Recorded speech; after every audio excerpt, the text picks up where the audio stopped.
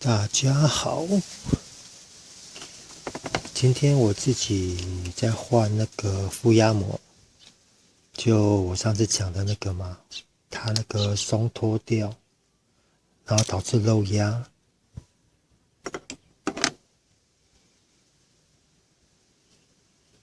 那其实这个我应该上次就有拍过了，然后我今天重点不是这个，我只是做个简单，比较硬化了。上次就是这个嘛，这边松脱。其实我现在漏压状况很好，应该是可以不用换，但是问题来了，久了以后它会硬化，它硬化以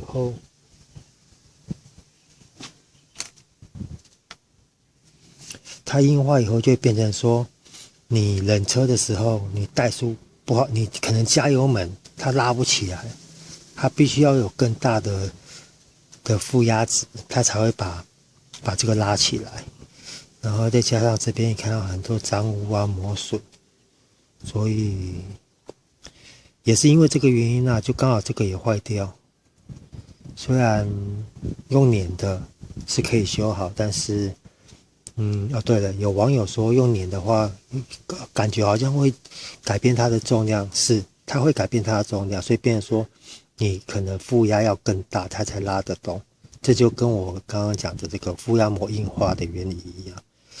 其实这个负压膜硬化，这个没有专业仪器的人试不出来。反正我已经先买了一个了，那就把它换上去吧。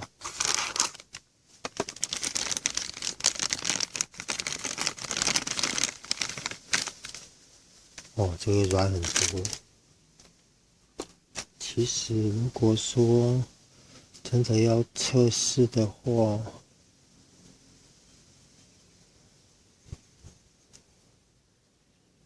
这个硬很多，真的有差别。因为我也不知道拿什么东西测试给你们看，所以我就只能跟你们讲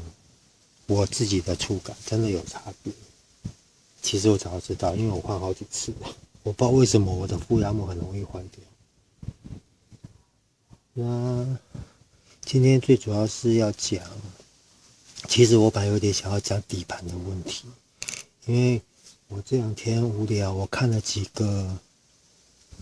国内外都有啦，就是在讲降车身的问题。那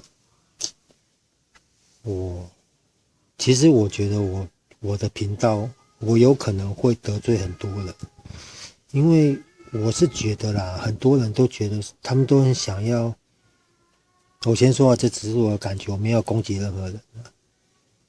然后你装油针之前，要先注意这个，你要注意这个胶圈，有看到吗？你要注意这个胶圈的状况，还有这个弹簧，因为这个弹簧要压住油针，所以稍微看一下，如果有脏污啊，或者说弹簧有压进去卡住，就稍微拉一下，然后再装进去，你会感觉到抖一下就是好了。然后回到我刚刚讲的，其实我本来是想要讲底盘的问题啦，就是那个降车身。然后我就是最近有看到几个国内外都有，他们就是在讲解说什么避震器感应不好啊，或者说车降低不好啊。但是重点来了，降到怎样算太低？改到怎么样算太硬？应该这么说，汽车要降到多低算太低？那避震器要改到多硬要算太硬？其实我是觉得这个真的很见仁见智啊。好，我的新负压膜上去了，然后我要补充一下，就是负压膜如果真的硬化的太严重的话，有可能会导致你的怠速你怠速可能你怎么调它都不是很稳啊，因为你怠速如果调到过高的话，照理来讲，负压应该要能够把它轻轻的拉上去。我很久以前我看过一个日本的网友，他有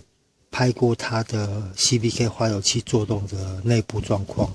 他可能是在气管里面、进气软管里面装一个镜头，他光怠速的时候，你就可以看到他的这个节流阀座在微微的在动，就是它随时会被举起来，就反应很好的。那我就觉得应该 CVK 负压膜的东西应该就这样子。好，那来聊今天的主题。我看底盘这个问题，因为说实在话，我不是那种很专业的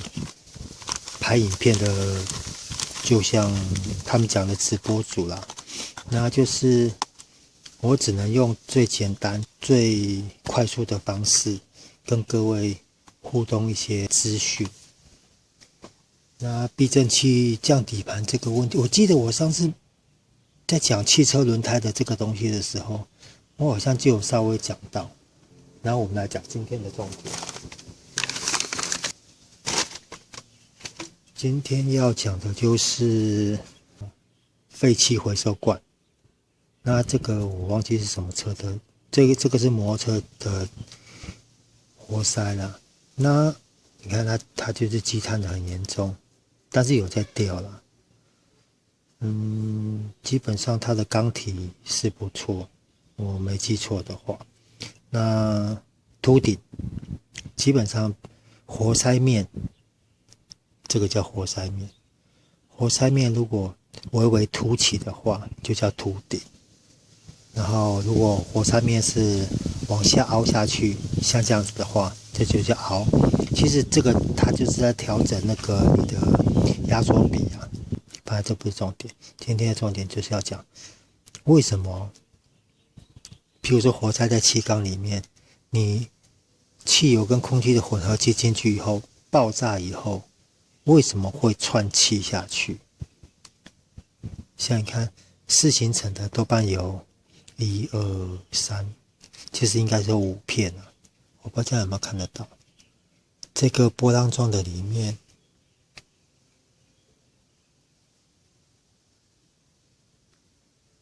对焦，有没有看这一条波浪状的里面，它上下各有1片，所以这边就3片，然后4片、5片，这2片算是密封，那算是密封啊，保持它的，应该是说保持它的气密性跟活塞的置中，活塞在气缸里面的置中性。那下面这2个就是刮油环。那为什么会窜气呢？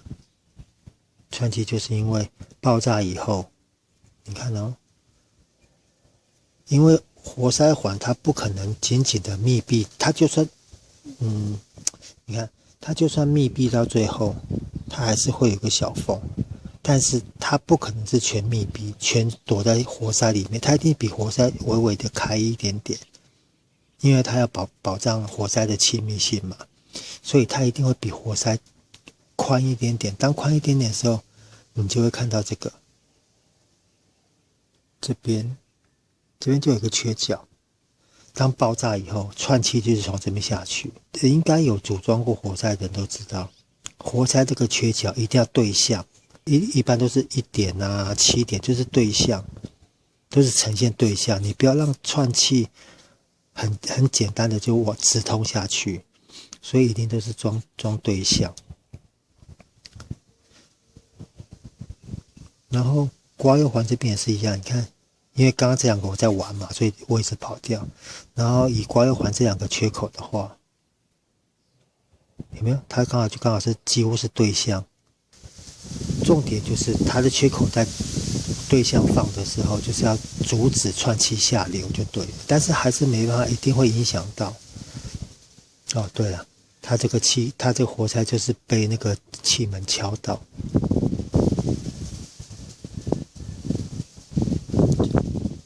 气门敲到，串气的由来就是这样子，爆炸，串气从这个小缝进去，你不要看这个缝很小你当爆炸压力非常大的时候，它串气也是串得过去，而且怎么说1分钟几千转，你看那个串气量，你就算一次串气，我们举个例子好了，一次串气算1cc 好了，你时速1分钟2000转，2000乘以1cc。就是2000cc 的气会跑下去，这只是举例当然不可能1cc 那么多了。那所以就变成说，串气下去以后，这就是为什么会有 PCV 法的产生。其实 PCV 法它最主要就是调节串气下去以后的正压，就是引擎下半部的正压，它能够宣泄掉，然后它就是借由一样活塞在转，我这边在吸气，虽然串气下去以后，这边还是一样在运作，在吸气。那你吸气的时候，你在进气气管这边，就是一个循环性就对了。那气管那边在吸气，然后把下面的正压强制它把它吸走，让活塞以下的正压降低。这样子，你活塞在往返运作的时候，它的效能会比较好。甚至有人说，如果你活塞以下的正压很轻的话，因为你不可能全负压，你负压，应该是说你负压不可能太大。其实基本上应该是说呈现负压是比较好，但是你负压不可能太大。如果你负压大的话，尤其老车，你这边你喷油嘴进气一进去，这边负压大，它就一直在偷偷吸，就一直吸下去。然后如果汽油还没有燃烧就被吸下去，可能你的机油就会被稀释掉。机油稀释掉就是机油增量，然后润滑性变差。然后今天的主角来了，我上次就说要讲它的过滤性嘛。我刚刚没讲完。PCV 法它最主要的功能是调节缸内的正负压力而已，所以它并没办法说去抑制油气的这种东西。然后其实 PCV 法应该来说，其实最好的设计应该是就是 PCV 法原本的那个孔直接接根管子，先让它过滤完后再经过 PCV 法，这样子能够延长那个 PCV 法的寿命。一般来讲 PCV 法会故障，就是因为油气太多，然后油气进到那个 PCV 法以后可能会干掉，然后导致它里面那个也类似一个小阀体，它会调整那个你的废气通过的流量。然后 PCV 法如果堵住的话，你就会导致你气缸以下的正压过大，开起来你会觉得车没力，然后你听引擎声音会闷闷的，然后缸体四周会有一些会渗油的感觉。这个好像我前几篇都有讲到过。然后其实以4行程摩托车来讲，它本身到目前为止我应该看过的都有类似，就是他们自己有自己的废油气回收管。像如果你们仔细看你们的车的话，这一根就是从缸头出来的，这边有没有？这个就是这边是气缸盖嘛，缸头这边过去，这一颗基本上就是4行程摩托车自己自带的废油气回收罐，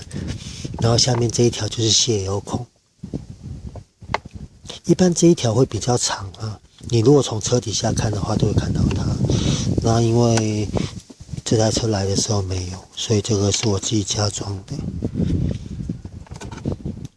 一下哦。好，刚刚讲到这一颗嘛，其实你如果仔细看，你们4行程的话，4行程车的话，你只要从另外一边，从这边，就是你坐在车上的左边，一般你从那边下去看，这下面都会有个管子，然后它的管头都会有个这个塞子，这个要记得清哦，要不然你如果说你的废油太多的话，满到上面去，你可能会造成这一颗的损坏，然后你在吸气的时候也有可能会吸到那个废油进去，所以对车子状况不好就对了。那所以说，其实摩托车要加装废油器回收罐也是可以啦，但是变成说有一点多此一举的感觉，尤其化油汽车。好，那我们讲回来，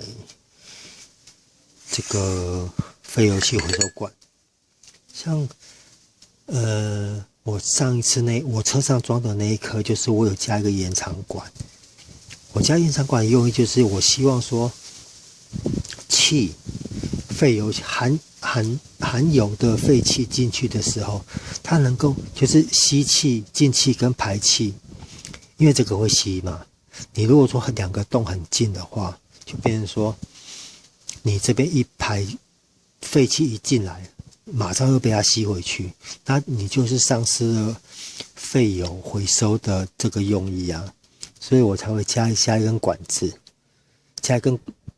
管子以后，下面放那个钢丝球，增加它的燃油率，把燃油率拉高以后，确保吸回去引擎的废气里面的含油量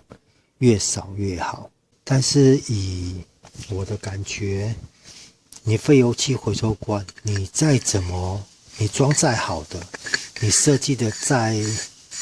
当然了，如果你真的要有办法设计到那样子的话，一颗也太贵，没有太多人会装。就是说，装废油器回收罐，它并不能100%的把废油都拦截下来，而是它还是会让一些废油过去。那废油器回收罐